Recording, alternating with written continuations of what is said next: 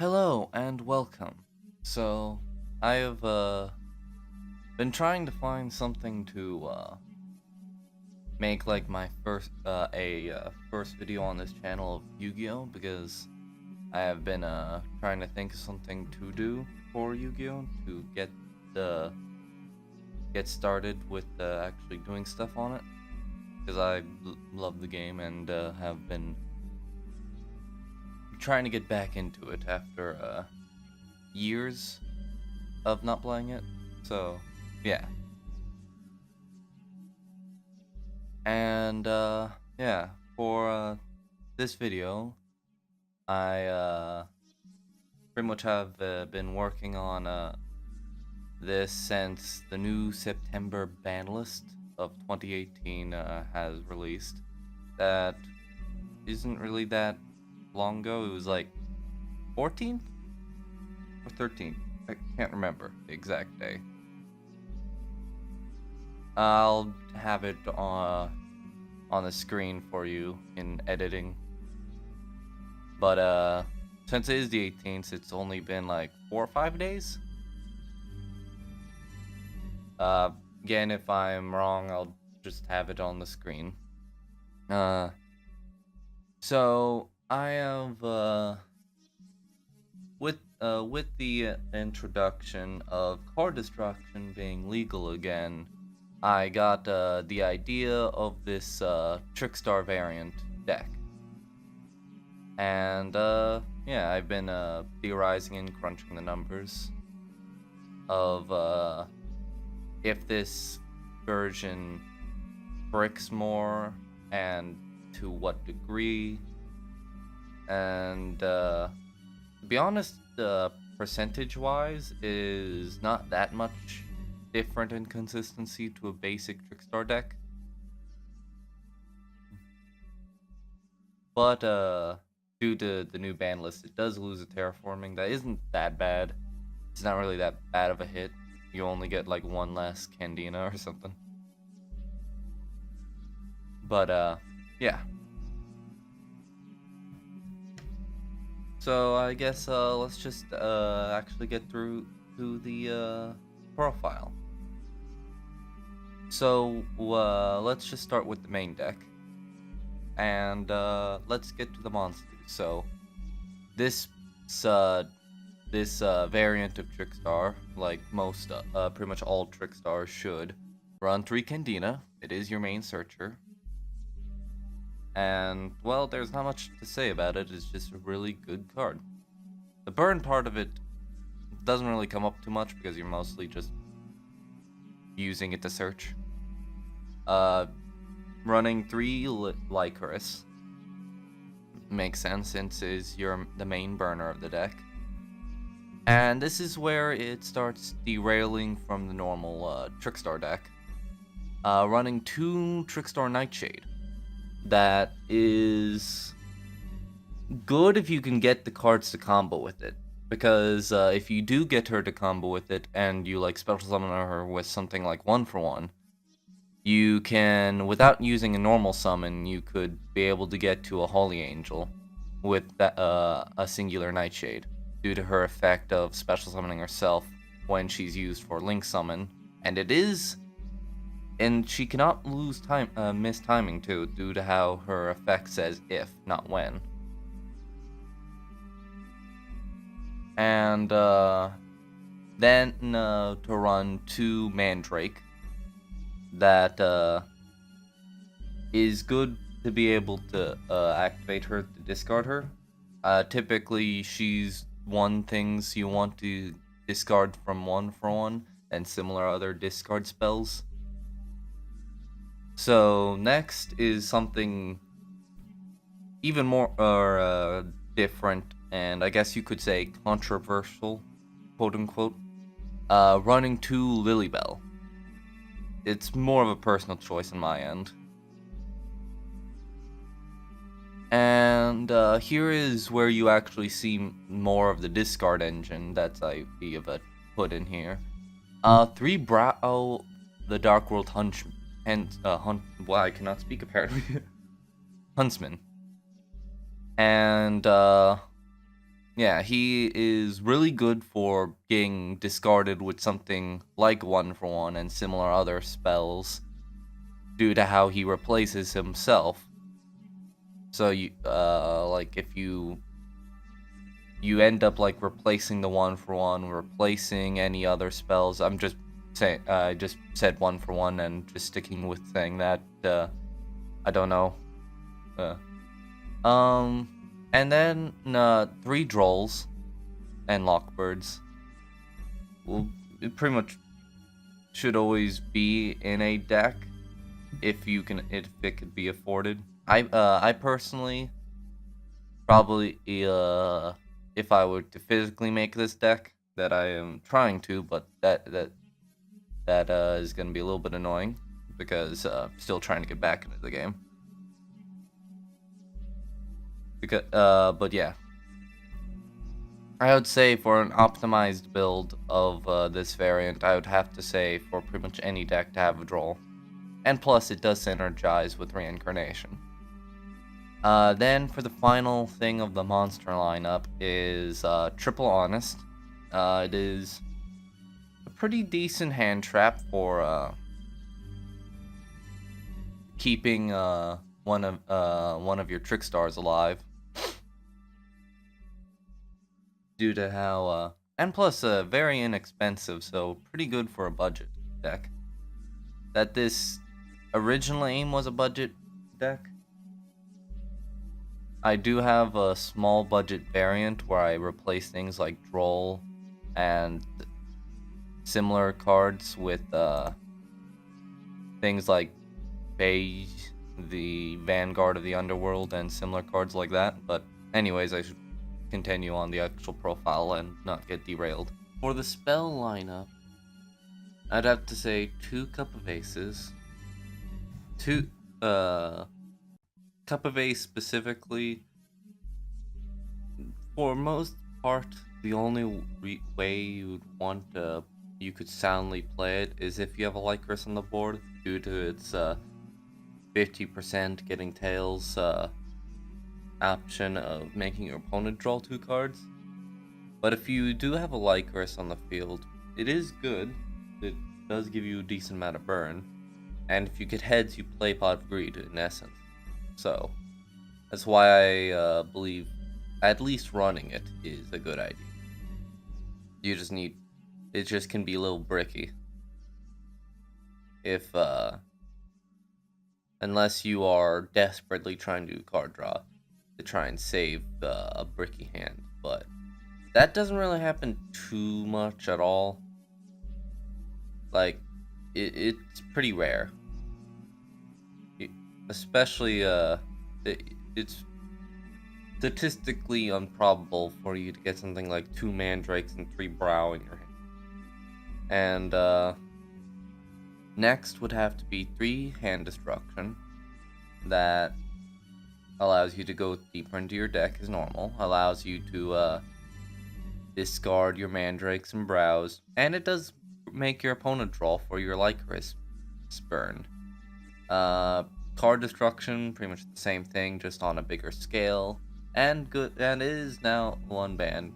And obviously, since excuse me, sorry about that. But yeah, pretty powerful card. Definitely does create a lot of burn possibility. When it comes to burn alone, not including disruption, it is very close to Trickstar Reincarnation, but the disruption is much better for Reincarnation due to how it's banishing and not discarding. Due to how a lot of decks want their cards to be either discarded or sent to the graveyard, making card destruction less good but still pretty ridiculous. Then it 2 Terraforming, because you want to get to your light stage and Candina as fast as possible. Sadly, it is semi-limited, so you can't have 9 ways to get to it, you can only have 8. 2 Dark World Dealing for the discard engine.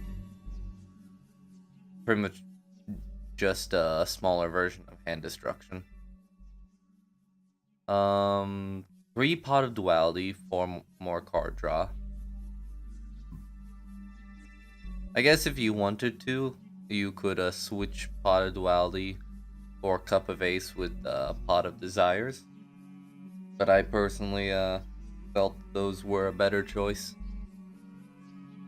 Pot of Desires is good, but it's just not my cup of tea, to be honest.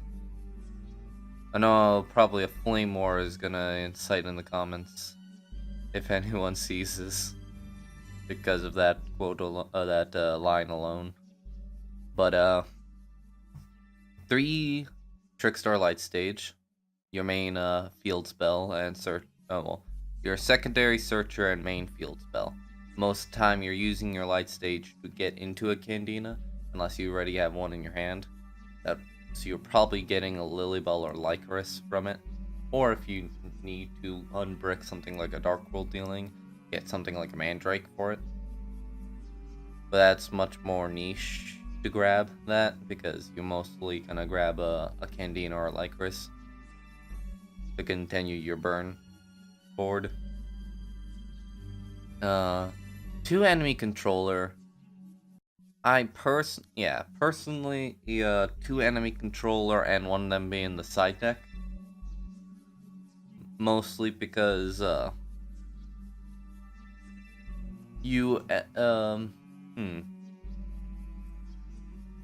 just personally feel that is the better choice. It allows you to get to allow you to put more card draw and more searching into your deck. If you have 2 in the main deck and 1 inside. And then the card that I've been talking since the beginning of the monster lineup, or halfway through, since I started talking about it, Mandrake. 1 for 1. Primarily just to get your Nightshade out and to discard something like a Broww or Mandrake to either draw a card or continue or make a big board.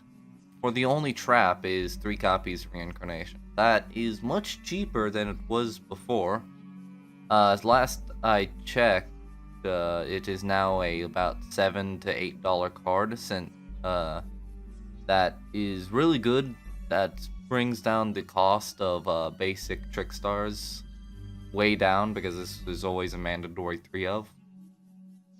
And it used to be like a $20 card. That is pretty good. Now, onward to the extra deck. So this one is probably the area that could very easily be the most altered for a personal variant, along with the side deck. But this side deck is pretty much self-explanatory because of depending on which meta you're in and which ban list you're in, of course. So for this extra deck that I've theorized is 2 copies of Trickstar Holy Angel. Specifically, if the reason not 1 is primarily in the case of you need to get more burn off and you want to continue your Nightshade plays if your normal Holy Angel is destroyed. Next is 2 Blooms, that the only reason you would run Bloom is for Nightshade plays. 1 Bloody Mary, because having more than 1 is a little bit much, in my opinion. Same with Trickstar Bella Madonna, that both Bloody Mary and Bella Madonna, I noticed you don't really make too much, so only having them in 1 makes sense to me. Next is a singular copy of Sky Calvary Kentaroea. Sorry if I mispronounced that. It's good negation, not negation, technically negating a monster. It's good for if you need to deal with a card that you can't destroy but you can target, so you could just negate its effect. Levier, the Sea Dragon, mostly to continue Mandrake and Nightshade plays to bring them back for the Banner Zone. You can also just bypass the whole Mandrake being banished by just pulling her back into your hand with like a Lycoris. But the Sea Dragon is a good second option. Evil Storm Exciton Knight, making specifically for going second, so it's not as bad. This deck is primarily going first, but if you do lose the die roll, that he is for that. One copy of Fairy Cheer Girl for more card draw. Only one copy because you already have a lot of card draw in the main deck. Castell for spot removal. Number 101 Silent Monarch for more spot removal. And Bujinki Amaterasu. She primarily is for sorry, I can't speak apparently. Sorry if I Bujinki Amaterasu primarily just to continue another thing to continue your Nightshade and Mandrake plays, to be honest. You can it is due to how it does require 3 level 4s. It's like probably the thing that's gonna be taken out much more for personal variants. I just have it in there as just an additional option. And now for the side deck. Excuse me. So in the side deck, personally, 2 copies of Trickstar Narcus.